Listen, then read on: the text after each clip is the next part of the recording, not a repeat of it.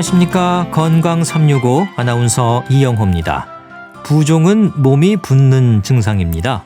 의학적으로는 조직 내의 림프액이나 조직에 삼출물 등의 액체가 고이면서 과잉 존재하는 상태로 설명됩니다. 이 설명을 들으니까 더 어렵죠. 이 손발이 붓기도 하고 몸 전체가 퉁퉁 부은 듯한 느낌도 들고요. 붓기가 지속될수록 건강상의 위험을 생각하지 않을 수 없습니다. 콩팥에 문제가 있나? 붓기가 심할 때 얼른 떠올리는 부분이 콩팥병인데요. 그래서일까요? 부종의 원인, 특히 증상에 따라서도 문제가 되는 부분을 짐작할 수 있는지도 궁금합니다. 부종의 위험, 오늘은 한의학으로 살펴보겠습니다. 건강 365 이두헌의 커피를 부르는 오후 4시 들으면서 시작하겠습니다. KBS 라디오 건강 365 함께하고 계십니다. 몸이 잘 붓는 분들이 있죠. 붓기가 살이 된다는 말을 할 정도로 지속적인 붓기가 고민인 분들이 많은데요. 손, 발, 얼굴 특정 부위가 붓기도 하지만 몸 전체가 부은 듯한 느낌도 있어서 걱정을 더합니다. 이 부종은 왜 생기는 걸까요? 경희대 한방병원 여성의학센터장 황덕상 교수와 함께하겠습니다. 교수님 안녕하십니까? 네, 안녕하세요. 네, 이 부종이 몸이 붓는다 그런 의미인 거죠? 네, 부종은 이제 말 그대로 이제 몸이 부어 있는 상태를 말하는 거죠. 예. 결국 우리 몸에서 조직 내 림프액이나 또는 조직의 삼출물 등의 액체가 있거든요. 결국 그런 것이 고여서 과잉돼 있는 상태. 어떻게 보면 우리 몸은 혈액뿐만 아니라 여러 가지 세포뿐만 아니라 그 사이사이를 채우고 있는 여러 액체가 우리 몸을 채우고 있는 것이고요. 예. 그 액체들이 바로 적절한 자기 위치에 있을 때 우리 몸의 균형을 이루고 건강한 몸인데 어떤 여러 가지 원인에 의해서 이게 그 자기의 위치에 있지 않고 새어나오면 이제 부종이 돼서 결국은 부종은 우리 몸의 수분이 제자리에서 벗어나 있는 상태를 얘기하게 됩니다. 네, 몸속에 있는 체액들이 고인다, 지나치게 그런 의미인데 그러면은 뭔가 좀 막혀있는 요인들이 있다 이렇게 볼 수도 있는 거 아닐까요? 그렇죠. 기본적으로 우리가 수분이 우리 몸에서 조직에 머물러 있는 것은 물론 이제 어떤 막으로 이루어져서 있을 수도 있지만 그런 것은 항상 왔다 갔다 잘 이게 부종이 있어서 뭔가 있으면은 또 우리 몸에서 돌려서 다른 데로 수분을 뺄 수도 있는 거고 그래서 균형을 맞추는 것이 좋은데 예. 그런 것이 이제 깨지지 못하고 지켜지지 못하고 깨져서 한쪽에 고이면은 일시적인 부기종이 생길 수 있습니다. 그래서 우리가 예를 들면 우리가 갑자기 힘든 이사를 하거나 짐을 나르고 하루 종일 서서 무리한 일을 하고 나면 다음날 이제 자고 일어나면 오히려 퉁퉁 부어 있지만 오히려 휴식을 잘 취하고 이제 또 회복을 하면은 또 자연스럽게 또 부종이 빠지게 되고 이런 여러 가지들이 나타나는데요. 결국 어떤 질환이 있어서도 이런 막혀서 부종이 생길 수도 있고 아니면 이제 그런 원인이 없이도 오히려 생기는 부종들 이런 경우는 원인 불명 특발성 부종이나 이런 것들이 있어서 이런 여러 가지 그런 원인에 의해서도 생길 수 있습니다. 네, 이런 부종을 느낄 정도면은 이미 그 이전부터 우리 몸 내부에서 좀 원래 문제가 있었던 게 아닌가 이런 의심을 해볼 수 있지 않을까요? 네, 기본적으로 어느 정도 어떤 특정한 이벤트가 있어서 부종을 느꼈다면 이건 정상적으로 나타날 수도 있습니다. 예. 특히 여성 같은 경우는 이제 생리 주기에 따라 월경 주기에 따라서 생리 전에는 좀 체중이 붓고 체수분이 좀 늘기 때문에 좀 몸이 붓는다 이런 것이 나타나지만 그게 부종으로 해서 다른 질환이 있다 이렇게 볼 수도 없는 거고 또 그럴 때는 이제 호르몬 영향이나 이런 것들에 대해서 문제도 좀 정상적으로 나타날 수가 있는데 만약에 이제 전신적인 부종이 이제 하루에 3-4kg 체액이 변화돼서 체중이 오전과 오후에 체중이 변화가 크다든지 또는 손발이 뻑뻑하고 아침 되면 눈 주위가 너무 붓는다든지 또는 이제 양말 발목에 이제 양말 자국이 너무 심하거나 또는 아침에 신었던 신발이 저녁에는 잘 안 들어가거나 이런 것들이 나타나면은 여러 가지 다른 원인을 생각할 수도 있고요. 네. 이런 여러 가지는 국소적인 부종이 나타날 수도 있고 또는 이제 부분적인 전신적인 부종이 나타날 수도 있어서 여러 가지 이럴 때는 그 부종이 나타나는 발생 시기와 그리고 또 이게 어느 정도 지속이 되느냐 그리고 얼마나 또 심하냐 그리고 또 이제 악화 요인이 또 있느냐 또는 이제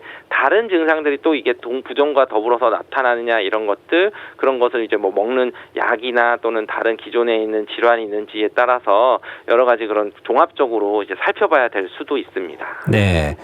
아침에 일어나서 얼굴이 부었는데 어젯밤에 라면을 끓여 먹었지 하면 뭐 그럴 수 있는데 이게 그렇죠. 단순히 끝나는 게 아니고 좀 오래 지속되거나 그러면 이 부종을 고민해 봐야 된다는 말씀이시죠. 그렇죠. 중요한 것은 이제 단순 일회성으로 내가 분명히 이제 부을 수 있는 문제가 있을 수 있는 것들이 있는지 아니면 이제 다른 질환이 오래되면서 부종으로 같이 나타나면서 붓는 거와 더불어서 다른 증상들이 나타날 때 뭐 통증이 있다든지 열이 있다든지 또는 붓는데 이제 남들이 봐도 뭐 심각하게 알 수 있을 정도로 불편함을 느낄 때에는 오히려 좀 검사를 하거나 이제 진료를 받는 것이 좋습니다. 네.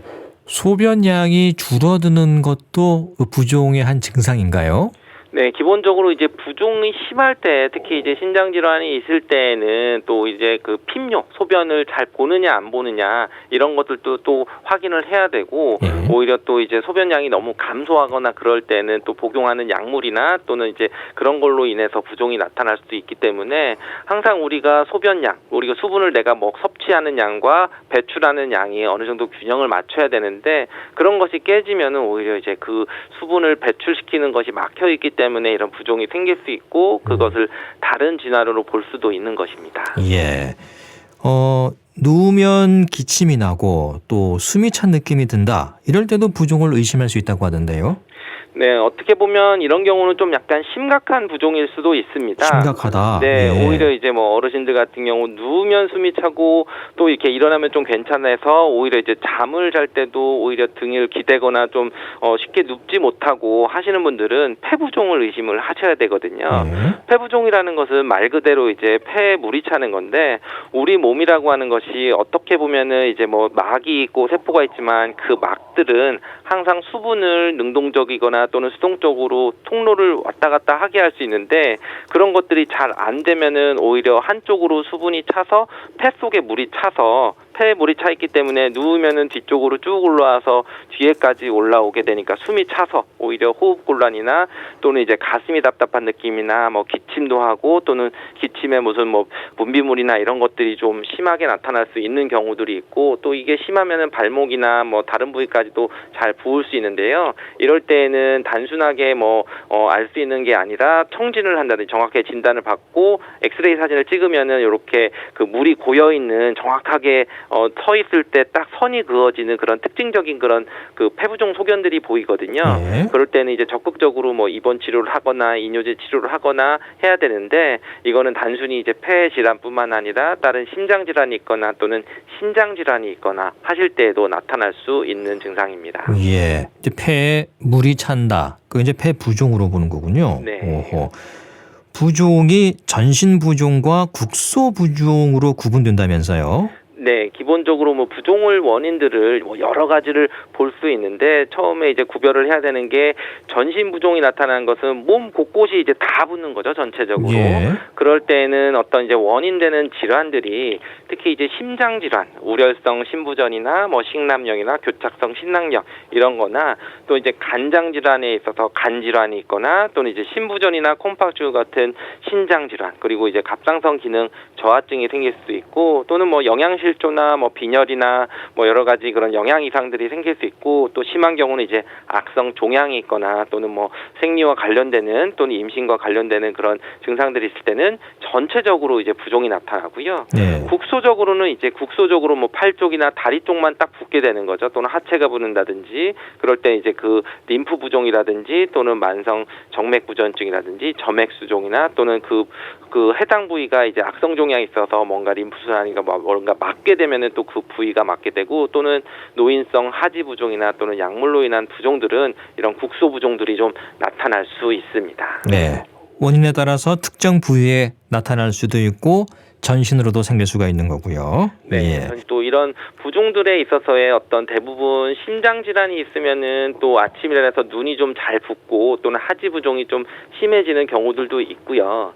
또 이제 심장 쪽에 문제가 있으면은 또 이제 서 있을 때나 이럴 때 하지 부종, 발목 쪽으로 좀 더 많이 나타날 수도 있고 간장으로 나타나면 이제 복수 형태로 좀 나타나거나 또는 이제 뭐 부종의 내분비 질환의 갑상선 기능 저하나 피질이나 이런 것들로 좀 여러 가지 나타날 수 있습니다. 네.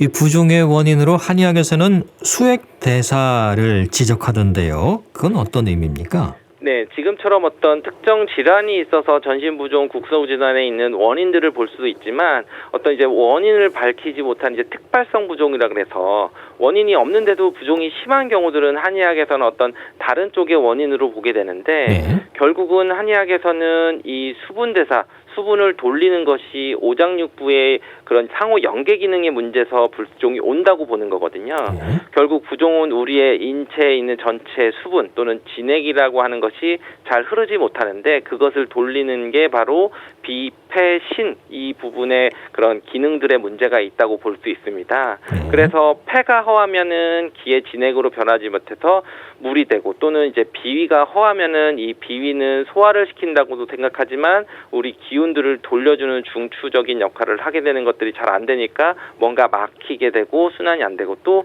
신이라고 하는 것은 저장을 하고 소변을 배출하는 그런 기능들에서 수분을 저장하는 탱크인데 그런 것이 잘 하지 못하기 때문에 오히려 좀 문제가 오기 때문에 바로 어떤 수액대사의 그런 오장육부와의 연관성과 같은 원인으로 봐서 그런 나중에 치료를 할 때 그 해당 부위에 처방을 쓰거나 치료하는 것을 목표로 하고 있습니다. 네, 폐장, 신장, 비장의 문제. 네. 그럼 이 원인들을 중심으로 치료 방향도 결정되겠는데요?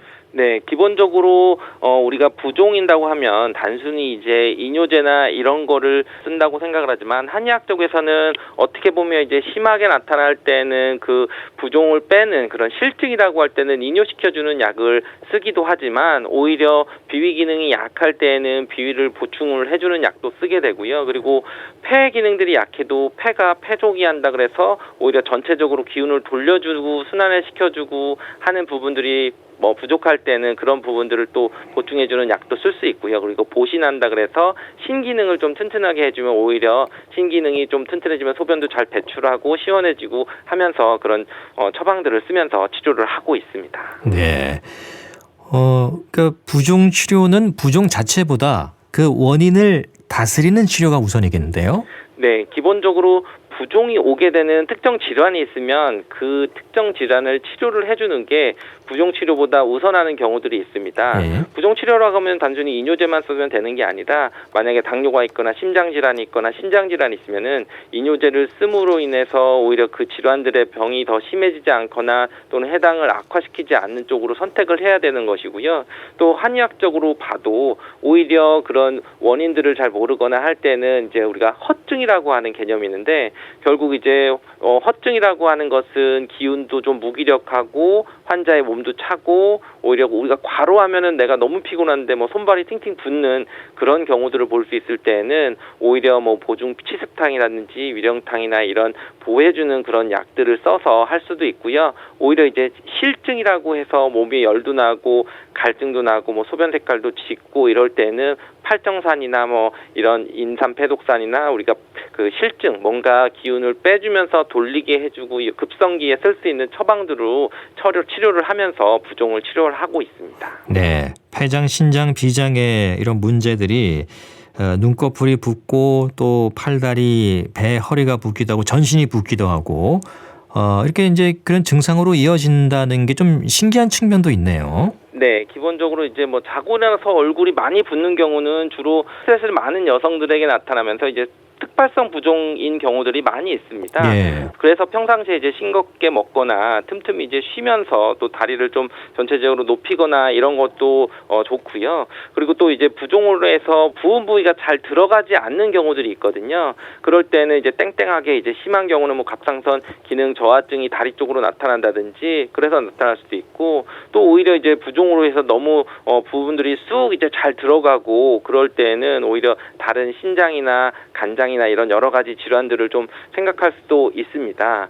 결국은 그러면서 이제 부종이 나타나는 그런 다른 연관될 수 있는 생활 습관을 가지고 있다든지 또는 오래 서서 일을 하는 간호사들에게는 항상 하지 부종이 많이 생기기 때문에 예. 압박 스타킹 같은 것도 신는 경우들도 있어서 그런 경우도 이제 다른 질환이 없이 어떤 생활을 개선을 한다든지 하는 여러 가지 부분을 고려를 해야 됩니다. 네, 부종의 치료에서 식습관도 중요하겠습니다.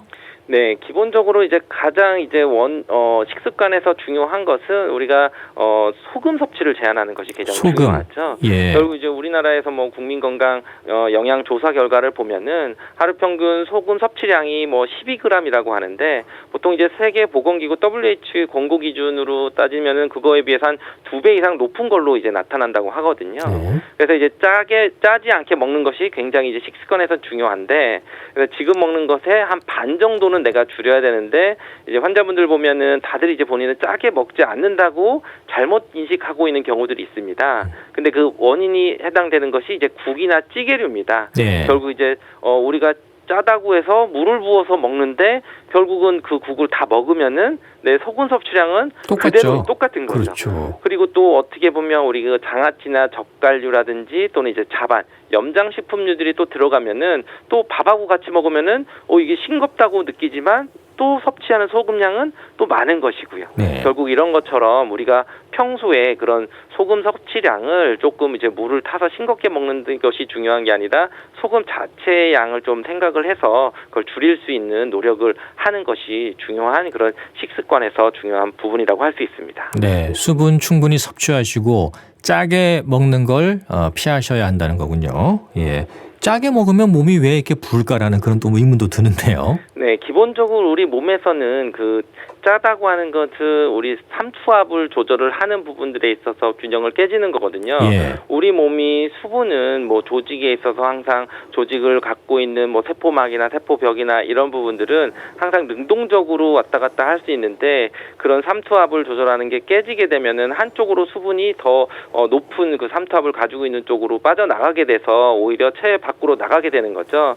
우리가 뭐 장기로 보면은 아무래도 바깥보다는 안쪽이 조금 더 염분이 높아서 수분 항상 머금고 있어야 되는데 그런 것이 깨지게 되면 오히려 수분이 그 내가 있어야 되는 조직 밖으로 나가게 되다 보니까 오히려 문제가 되고 또 우리가 뭐 신장 기능이 문제가 되는 게 항상 이제 여러 가지 문제에서 그 나트륨이라고 하는 것이 작용하는 게 심장에도 문제가 있고 신장에도 문제가 생기는 그런 병의 원인이 될 수 있기 때문에 우리 항상 소금을 좀 줄여서 먹는 것이 중요하고요. 네. 그리고 또 이제 우리가 또 먹었을 때 그 부분을 또 잘 소화하고 처리하는 것을 시간적인 것도 필요하기 때문에 저녁 늦게 뭐 음식을 먹는 것도 좀 피하는 것이 좋습니다. 네. 특히 뭐 우리가 야식을 먹거나 할 때에는 좀 더 뭐 자극적이고 아무래도 뭐 배달 음식에는 조금 더 간이 셀 수가 있기 때문에 잠자리 들기 전에 4시간 정도 전에는 좀 이제 음식을 먹지 않는 것이 좋은 방법일 수 있습니다. 네. 주무시기 전에 라면 드시는 거는 그 다음날 붓는 이유가 다 그 이유군요. 그렇죠. 그래서 보통 이런 붓는 것이 또 약간 고민을 해봐야 되는 게 우리가 자기 전에 라면 같은 거 먹고 자면은 다음날 돼서 얼굴도 많이 붓지만 특히 이제 얼굴 안쪽에 있는 이제 비강 안이 좀 많이 붓는 경우들도 있거든요. 예. 그래서 비염이 심한 분들은 저녁에 라면 먹고 자면은 다음날 아침에 비염이 반드시 심해집니다. 그러니까 단순히 부종이라고 하는 것만 생각하지 말고 우리가 안쪽에 우리 몸 안쪽에 보이는 비강내가 부어서 답답하고 뭔가 염증이 생길 수도 있기 때문에 또 비염 있는 분들은 특히 저녁에 자기 전에 너무 예. 급박해서 4시간 전에는 좀 음식을 좀 섭취하는 것을 멈추는 것이 좋습니다. 네. 일단 뭐 라면뿐만이 아니고 음식은 되도록 드시지 않는 게 좋겠네요. 네. 예. 붓기가 살이 된다는 말도 있어요. 맞는 얘기입니까? 네, 많이 그런 표현을 하시죠. 그런데 비만한 분들을 초음파 검사를 하면 부종인 경우가 있습니다. 그렇지만 이제 부종이 오래됐다고 해서 지방이 되는 것은 아닌데요. 예. 결국 이제 부종이라는 것은 앞에서도 말씀드렸지만 일종의 그런 체액이나 수분에 해당하는 것이 혈관 밖에 축적돼 있는 거고 우리가 살이라고 하는 것은 분명히 이제 에너지가 축적된 지방인 거거든요. 결국은 내가 특히 이렇게 우리가 부종이 있거나 하는 것이 그게 바뀌어서 살이 되는 것은 아니고 우리가 지방이 축적되는 것은 당연히 에너지의 균형에 해당하는 거고 우리가 부종은 다른 걸로 볼 수 있는데요. 이것을 좀 확실하게 알 수 있는 게 우리가 만약에 운동을 한 2시간, 3시간 하고 땀을 굉장히 많이 흘렸다고 하면은 체중계를 재보면 1, 2kg가 금방 빠져 있거든요. 예. 근데 그게 또 바로 이제 운동을 끝나고 수분 섭취를 또 충분히 하면은 그런 체중은 또 금방 올라와 있거든요. 네. 만약에 그게 진짜 살이라고 하면은 그렇게 뭐 하루 만에 뭐 몇 킬로가 왔다 갔다 하지는 할 수가 없죠. 지방이 이렇게 탈 수가 없으니까. 그래서 부기와 살은 분명히 차이가 있는 거고, 그렇지만 이런 것이 조금 이제 혼재되어 있는 시기들이 이제 출산하고 나서 오히려 산후에 부종이 있는 경우들과 또 산후에 이제 체중이 증가되어 있는 경우들이 좀 있어서 아마 이렇게 혼돈되는 그런 얘기를 많이 하시는 것 같습니다. 네.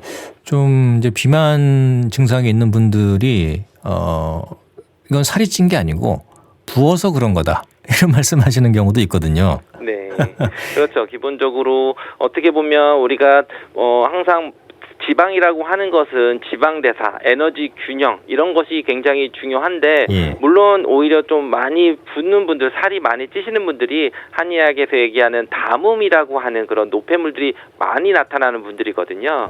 그 담음이라고 하는 개념이 한의학에서는 순환되지 않는 수분, 노폐물이라고 얘기하는데 수분이 잘 순환되지 않기 때문에 오히려 이 담음이 많은 분들은 여러 가지 그런 증상들이 나타나는데 특징적으로 하나가 물만 먹어도 살이 찐다는 표현을 하시는 분들이 있습니다. 예. 결국 내가 먹는 에너지는 굉장히 적게 느껴지는데 이 담음이 많은 분들은 이 에너지를 충분히 소비를 하고 태울 수 있는 능력들이 좀 떨어지는 거죠. 대사도 늦고 기초대사량도 좀 늦기 때문에 결국은 이 담음이 있는 분들은 오히려 이렇게 내가 물 때문에 부기 때문에 비만이 됐다라고 느낄 정도로 이 순환이 안 되는 상태이기 때문에 그런 쪽으로 표현을 하시는 것이 있습니다.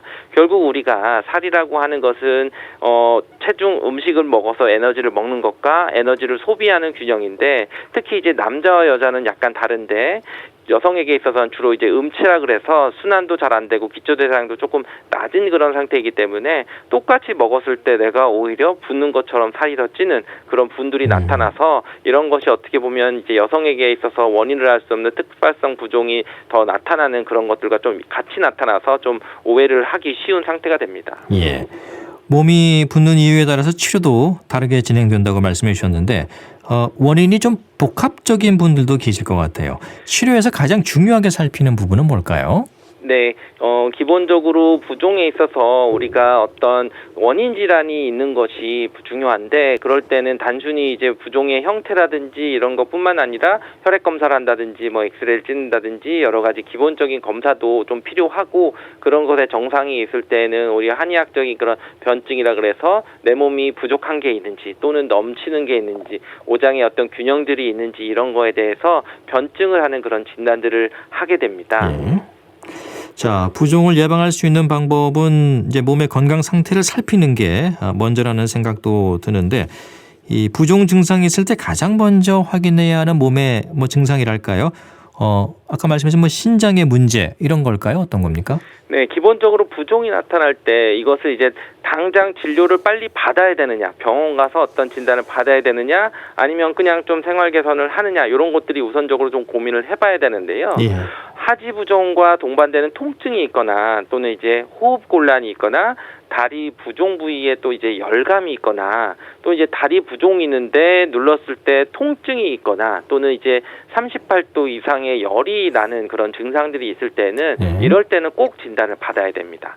그래서 그러면서 기본적으로 또 나타나는 게 반지가 꺾인다든지 뭐 구두가 꺾인다든지 누우면 기침이 나온다든지 또는 오전 오후 체중 차이가 뭐 1.4kg 이상이 된다든지 또는 소변량이 갑자기 급격하게 줄어든다든지 할 때에도 마찬가지로 또 진료를 받아야 되는데요. 그 진료를 받으시면서 이게 다리가 한쪽인지 양쪽인지 또는 여러 가지 증상에 따라서 뭐 신장 문제인지 심장 문제인지 또는 간장 문제인지 또는 약물성인지 또는 이제 특발성인지 이런 여러 가지 그 분류를 진단을 받을 수 있게 됩니다. 네, 단순히 이제 부은 게 아니라 그 이상의 어떤 증상이 나타나면 반드시 진단을 받아 보시는 게 좋겠네요. 네. 예. 평소 생활 습관에서 이 부종을 예방할 수 있는 방법 좀 있을까요? 네, 아까 가장 말씀드린 그런 음식, 소금을 좀 적게 섭취하는 먹는 것이 예. 중요하고요. 그리고 만약에 오후에 다리가 잘 붓는다면 우리가 가끔 다리를 이제 높게 올려주거나 좀 다리를 쭉쭉 펴주는 스트레칭을 해주는 것도 굉장히 중요하고요. 예. 그리고 또 부종과 관련되는 것이 어떤 이제 정신적인 스트레스를 동반하는 것이 많기 때문에 이런 스트레스를 풀 수 있는 뭐 운동을 한다든지 다른 스트레스를 해소할 수 있는 그런 부분도 중요하고 그리고 기본적으로 단백질 섭취도 많이 해서 오히려 이런 생활 부종을 예방하는 생활 습관을 갖는 것이 중요하고 또 이제 노인의 경우에 있어서는 특히 중요한 게 여러 가지 그런 다른 질환 관리, 뭐 고혈압이나 당뇨나 어떤 고지혈증이나 다른 원인 질환 관리를 해주는 것도 굉장히 중요하고, 그리고 특히 이제 다리 근육을 꾸준히 자극을 하는 것이 굉장히 부종을 좀 예방하는 좋은 생활 습관이 되고 있습니다. 네. 뭐 앞서서 부종이 몸에 체액이 잘 돌지 않고 고여 있어서 그렇다는 말씀해 주셨는데, 그럼 좀 순환을 잘 시켜줄 수 있는 그런 운동이 좋겠네요. 네, 기본적으로 우리가 부종이라는 거는 수분이 중력에 의해서 밑으로 자꾸 내려가는 그런 거기 때문에 네. 다리 쪽으로 돼서 우리 다리 쪽에 있는 근육들, 혈관들도 모두 다 힘을 갖는 것이 되게 중요하기 때문에 우리가 특히 하체 쪽으로 굉장히 좀 자극을 주거나 운동을 꾸준히 하는 것이 중요할 수 있습니다. 하체 운동을. 네. 예. 부종에 좀 도움을 줄 수 있는 지압법은 있을까요? 네, 하체 운동뿐만 아니라 특히 이제 부종에 도움이 되는 것은 이제 발 쪽에 있는 혈자리들이 조금 도움이 되는데요. 첫 번째로 이제 용천이라고 하는 자리가 있는데, 용천이라고 하는 이름처럼 이게 솟아오르는 샘이라는 뜻으로 발바닥 정중앙에 있습니다. 예. 그래서 발바닥을 이제 꾹꾹 눌러줬을 때 오히려 자율신경계도 이완도 되고 우리가 심장과 가장 멀리 있는 자리들을 꾹꾹 눌러줘서 피를 잘 돌아가게 해줄 수 있는 자리도 되고 약간 심리적인 안정도 될 수도 있고요. 그리고 이제 다리에 있는 부류혈이라고 하는 데가 있는데, 네. 이게 이제 종아리 안쪽에 있는 자리로 안쪽 복삭뼈에서 아킬레스건 위쪽 따라서 이제 한 5, 6cm 정도 올라가 있는 자리인데 우리 종아리 뒤쪽이라고 생각하시면 됩니다. 네. 그런 부분들도 이렇게 꾹꾹 눌러주면은 이 부분이 이제 부류라고 하는 자리들이 땀을 조절하고 오히려 혈액순환을 좀 도와주는 그런 자리일 수 있어서 수분 조절하는 기능이 있다고 보는 거기 때문에 어떻게 보면 혈자리들을 정확히 모를 때는 발바닥 중앙과 종아리 뒤쪽에 다리를 좀 이렇게 다리를 올리고 꾹꾹꾹 지그시 눌러주는 것을 눌러주면. 자주 해주는 것이 전신적인 부종하는 데 좀 도움이 될 수 있습니다. 네. 자, 오늘 도움 말씀 잘 들었습니다. 고맙습니다. 감사합니다. 네. 경희대 한방병원 여성센터장 황덕상 교수였습니다.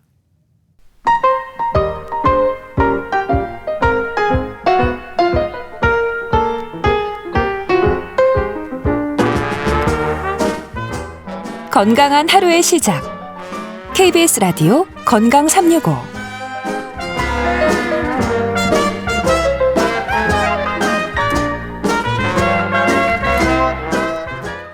KBS 라디오 건강 365 함께하고 계십니다. 책으로 살펴보는 건강 이야기 북칼럼니스트 홍순철 씨 오늘도 함께하겠습니다. 어서 오십시오. 네, 안녕하세요. 자, 오늘 소개해 주실 책은요. 시간을 잃어버린 사람들이란 제목이에요. 네. 연말에 소개해 주신 이유가 있을 것 같아요. 시간을 그렇습니다. 잃어버린 사람들. 네. 어떠세요? 한 해를 이렇게 좀 마무리하면서 좀 시간에 대해서 어떤 생각이 드십니까? 예전에는 새로운 또 해가 다가오는구나 뭐 희망이 있었다면 요즘은 이제 아이고 또 한 해가 가는구나 이런 그러니까요. 감정이 더 심해지죠. 언제 이렇게 시간이 다 가봤죠? 그러니까요. 금방 갔네. 네, 이런 회한의 감정들이 찾아오는 게 맞습니다. 사실 이맘때쯤인데요. 예. 우리가 이제 스트레스가 정신 건강뿐만 아니라 신체 건강에도 가장 치명적이다. 라는 것 이거 이제 누구나 다 아는 그럼요. 상식이 돼 버렸습니다. 근데 인생을 살아가면서 가장 많은 스트레스를 받게 되는 이유 가운데 하나가 뭘까? 생각해 보면 시간 압박 때문에 시간 압박. 예. 스트레스를 받는 경우가 뭐 나이 듦도 여기에 해당될 수가 있겠죠. 그렇습니다. 시간 참 알다가도 모를 것 같은 그런 부분이고요. 예. 시간이 부족해서 시간에 쫓겨서 시간이 너무 빨리 가서 시간 압박입니다. 현대인들은 누구나 시간에 매여 살고 있고 그것 때문에 헐떡거리고 숨 막히는 경험들을 하게 되는데요. 저희 이제 방송하는 사람들이 가장 심하죠. 그렇죠. 거의 뭐 시간에 갇혀 살죠 저희들은. 예. 그리고 저 시계 때문에 어떤 분들은 막 가슴이 답답해지고 예. 마감 맞추느라고 저 여기 스튜디오에도 시계가 2개가 있어요. 이거 계속 보면서 해야 돼요. 예. 그 참 오늘 책에 많은 공감을 하실 것 같은데요. 그렇습니다. 이 독일의 청소년 문학 작가 미하엘 엔데가 모모라고 하는 책을 쓴 적이 있습니다. 예, 그렇죠. 예. 많은 분들에게 참 감동적으로 읽힌 맞습니다. 책이었는데 네. 이 책에 보면 회색 양복을 입은 시간 도둑이 등장을 하죠. 그런데 실제로 우리 주변에도 보면 회색 양복을 입은 시간 도둑 같은 존재들이 너무나 많이 있는 것 같습니다. 예. 눈에 보이는 도둑도 있고요. 눈에 보이지 않는 도둑도 있습니다. 그리고 가만 생각해 보면 우리 스스로 멍하니 있다가 시간 도둑에게 시간을 내어주는 경우도 있습니다. 네. 시간. 왜 우리는 계속해서 시간에 쫓기고 시간 압박을 받고 시간 때문에 스트레스를 받는 걸까? 이러한 상황은 점점 더 심각해지고 있다는 거죠. 현대인들은 모두 시간 도둑들에게 시간을 빼앗기고 늘 시간이 부족하다면서 정신없이 바쁘게 살고 있습니다. 잠을 충분히 잘 시간도 부족하고요. 네. 가족들과 여유롭게 식사할 수 있는 시간도 부족하고요. 여행할 시간도 없고 책을 읽을 시간도 없고 모두 빼앗겨 버렸습니다. 과연 우리의 시간을 빼앗는 시간 도둑은 누구인가? 네. 그리고 왜 우리는 시간 도둑들에게 속수무책으로 시간을 빼앗기고 있는가? 연말 즈음에서 이런 질문을 한번 던져보는 것도 우리의 정신 건강에 도움이 될 것 같습니다. 네. 시간 도둑이 누구일까라고 생각해 보니 떠오르는 게 저는 하나가 있긴 있어요. 있는데 잠시 후에 좀 살펴보고요. 시간이라는 게 참 부자든 뭐 누구든 다 공평하게 주어지는데 그렇죠. 꼭 나만 꼭 시간이 없는 것 같아요. 맞습니다. 있는데 없어. 이게 사실 우리가 시간에 대해서 이 책은 상당히 다양한 관점에서 지적을 해보고 있는데요. 개인들이 시간이 부족하다고 느끼는 이유가 있는가 하면 시간 양극화라고 해서 요즘은 부자들과 가난한 사람들이 시간에 대해서 각각 다른 감정과 감정이 체감을 있다. 갖게 된다고 아하, 봅니다. 예. 이런 질문 한번 해볼게요. 만약 하루에 1시간이 더 주어져요. 더 주어진다. 하루가 25시간이 됐습니다. 예. 뭘 하시겠습니까? 그 1시간을. 1시간을 건강을 위해서 푹 자겠다. 아주 바람직한 답변인데요. 네. 많은 분들이 이런 질문을 던지면 1시간 더 일하겠다. 일하겠다. 이런 답변을 내놓는다고 그럽니다. 일할 시간이 부족해서인가요? 늘 시간이 부족하고 1시간 더 일해서 난 돈을 조금 더 돈을 더 벌겠다. 벌겠다? 이런 생각들을 한다라는 거죠. 예. 시간이 부족해서 미뤄뒀던 일을 하겠다라는 건데요. 시간은 금이다. 우리가 이런 말 예, 뭐 자주 듣지 않습니까? 그렇죠. 근데 이 책은 현대 사회에서 시간은 금 이상이 되어버렸다. 시간의 자본화가 여러 가지 심각한 현상과 병폐를 만들어내고 있다라고 이야기하고 있습니다. 네. 이 책은 독일의 저널리스트인 테레사 뷰커란 분이 책을 썼는데요. 시간을 화두로 우리에게 상당히 기묘한 질문들을 던져주고 있습니다. 과학기술이 발전하면 사실 우리가 하고 있는 여러 가지 일들의 어떤 편리성을 위해서 예. 하는 거죠. 예. 그러면 우리는 더 시간이 여유로워져야 져야 되잖아요. 예. 근데 과연 그럴까요? 그렇지 않죠. 문제가 있다는 거죠. 부유한 사람은 가난한 사람에 비해서 가난한 사람들에게 돌봄을 넘기고 여유를 얻는 한편 가난한 사람들은 왜 계속 시간 빈곤에 빠지게 되는 걸까? 이건 과연 정당한 걸까? 이 질문도 상당히 중요한 질문이 될 수 있습니다. 가족과 함께하는 시간이 턱없이 부족한 현실에서 일과 가정의 양립, 우리가 요즘 정말 중요하게 이야기하고 있는데 워라밸 같은 것들, 이게 정말 가능할까? 라는 질문. 또한 대체 왜 시간은 늘 부족하고 우리는 늘 쫓기게 되는가? 라는 질문이요. 이런 질문을 던지다 보면 건강, 노동, 돌봄, 자유, 미래, 정치, 그러니까 우리의 삶과 모든 부분과 다 밀접하게 관련되어 있는 것을 확인할 수 있다고 그럽니다. 저자는 시간이 사실은 양극화, 과로, 저출생, 기후위기, 민주주의의 위기, 이런 것까지 영향을 미치고 있다라고까지 이야기를 하고 있습니다. 예. 시간이 우리 사회가 중요하게 생각하는 모든 주제에 상당히 중요한 동인이 된다라는 건데요. 돈은 저축할 수 있어요. 그죠? 네. 근데 시간은 저축할 수가 없습니다. 이런 관점에서 시간과 돈의 가치를 우리는 이제는 다르게 평가해야 된다. 시간이 금이다 보다 사실은 시간은 금보다 더 중요하다라고 이야기하고 있는 겁니다. 네. 홍순철 씨는 하루에 1시간이 더 주어진다면 뭘 하시겠습니까? 네.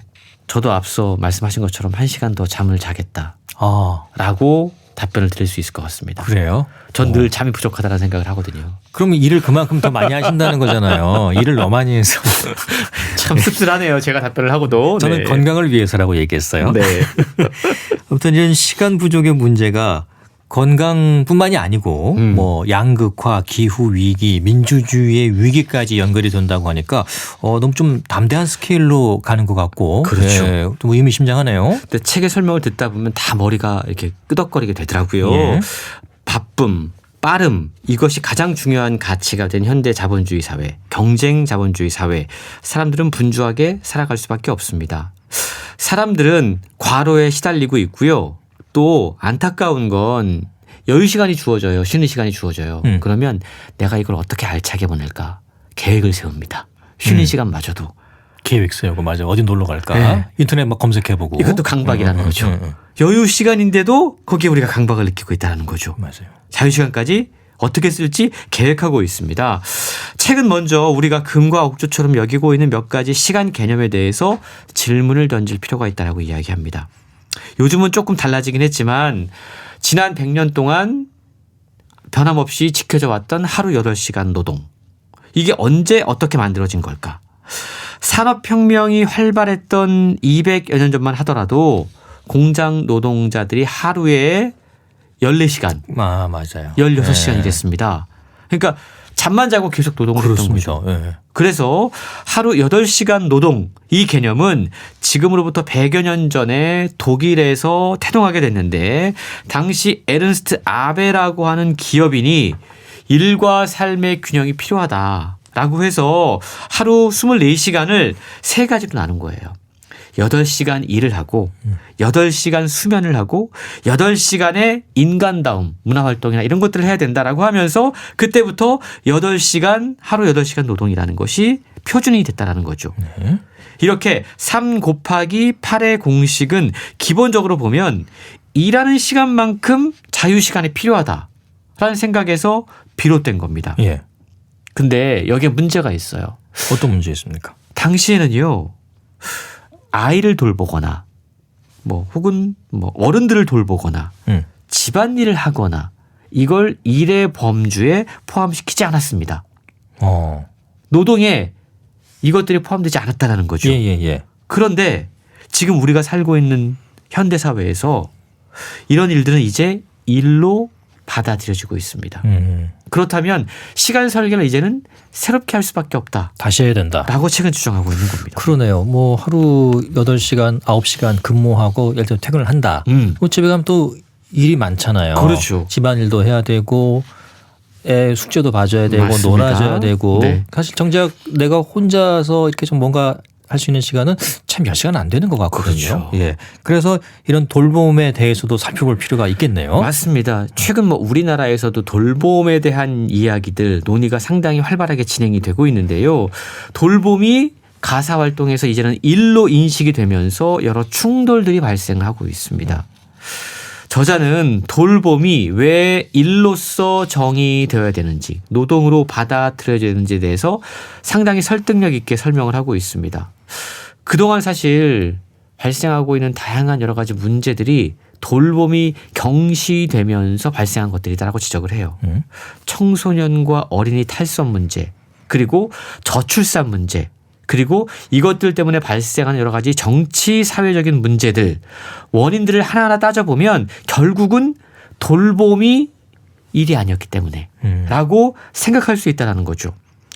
질문 한번 드려볼게요. 예. 회사 일이 바쁠 때 기꺼이 야근을 감수하고 주말 출근도 불사하는 A라는 사람이 있습니다. 예. 그리고 한편에는 어린 자녀의 하원 시간에 맞춰서 매일 오후 5시만 되면 땡 퇴근해야 되는 B라는 사람이 있습니다. 만약에 사장님이세요. 예. A라는 사람과 B라는 사람을 가운데 누구를 더 예뻐하시겠습니까? 사장이라면 네, 사장이라면 A죠. 그렇지 않습니까? 이건 솔직하게 그렇죠. 말씀드린 거예요. 맞습니다. 사장이라면. 예. 네. 근데 과연 A라는 사람이 더 우대받는 이런 분위기가 우리 미래에 도움이 될까라는 좋은 질문을 저는 해봐야 된다는 거죠. 아니라고 봐요. 개인적으로는. 예. 실제로 저자 역시도 두 자녀의 엄마로서 일과 돌봄의 양립을 위해 힘쓰고 있는 분인데요.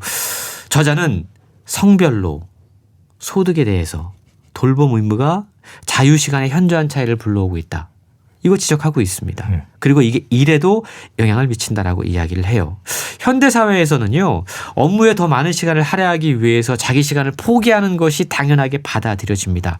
그래야만 경쟁에서 이길 수 있어요. 그러면 당연히 돌봄의 시간을 빼앗겨서 일에 많은 시간을 쏟지 못하는 사람들은 낙오될 수밖에 없습니다. 그렇다면 앞서 이야기했던 그 A, 낙오되지 않기 위해서 직업 세계에서 정말 열심히 일하고 그렇게 해서 죽도록 일하는 사람들, 이런 사람들의 삶은 어떻게 될까? 초과 근무가 일상화될 겁니다. 아무리 일을 해도 항상 현대사회에서는 일이 끝나지가 않아요.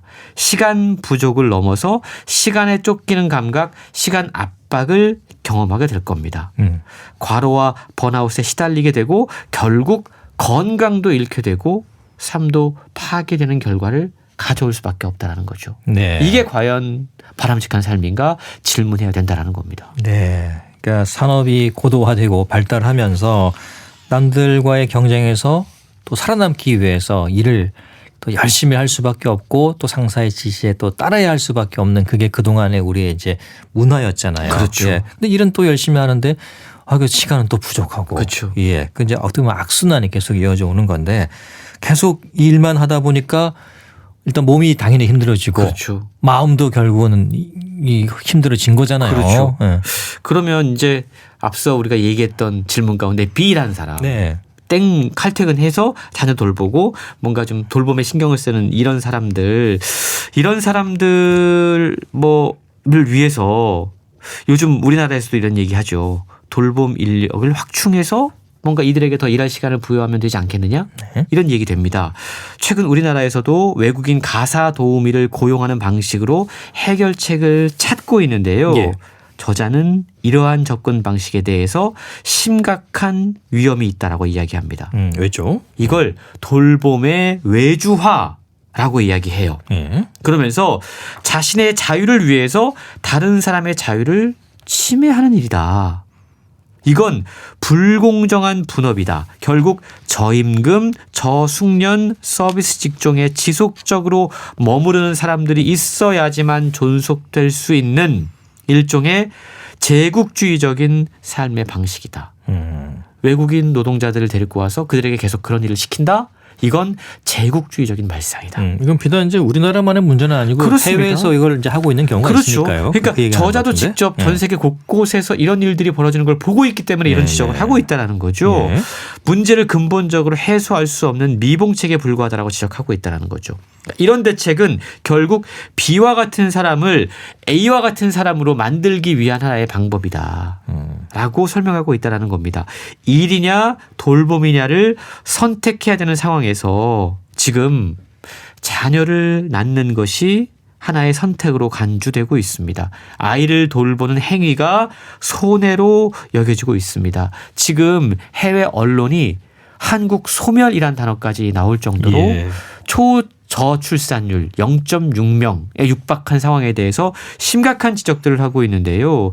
이게 결국 돌봄 문제를 해결하지 않으면 결코 해결할 수 없는 문제라는 것이죠. 예. 사람들이 아이 낳는 걸 기피하게 되고 어린이와 청소년들이 줄어든 사회에서 이들을 돌보는 시간을 경시하는 악순환이 시작되고 저자는 이 문제가 정치적인 문제까지 결부된다라고 이야기하고 있는데 정치인들이 결국 자신들의 세대를 위한 정책만을 고민하게 된다는 거죠. 네. 왜냐하면 어린이와 청소년이 워낙에 적은 수이기 때문에 그러니까 이런 문제들이 계속해서 우리 사회에서 반복되고 있다. 이건 바람직하지 않다라고 지적하고 있다는 겁니다. 네. 악순환의 연속이다라는 얘기고 테레사 뷔커라는 작가가 이제 이런 주장을 하고 있는 건데 그럼 뭐 어떻게 하라는 겁니까? 해결책은 어떻게 제시하고 있습니까? 저자가 책에서 해결책을 제시하고 있어요. 근데 약간 유토피아적인 해결책이긴 합니다. 그래요? 근데 저는 이런 논의가 필요하다라고 생각을 해요. 왜냐하면 앞서 우리가 지난 100년 동안 8시간 노동, 8시간 수면, 8시간 여유시간 이건 돌봄이 빠진 채 설계된 계획이었기 때문에 이제 우리가 돌봄을 일로 인식한다면 다른 방식을 고민해야 된다라는 저자의 지적에 공감할 수밖에 없다라는 거죠. 그래서 저자는 시간과 자유시간의 균형을 이제 한번 재조정할 필요가 있다라고 이야기합니다. 인간의 모든 활동은 시간이 필요한 일입니다.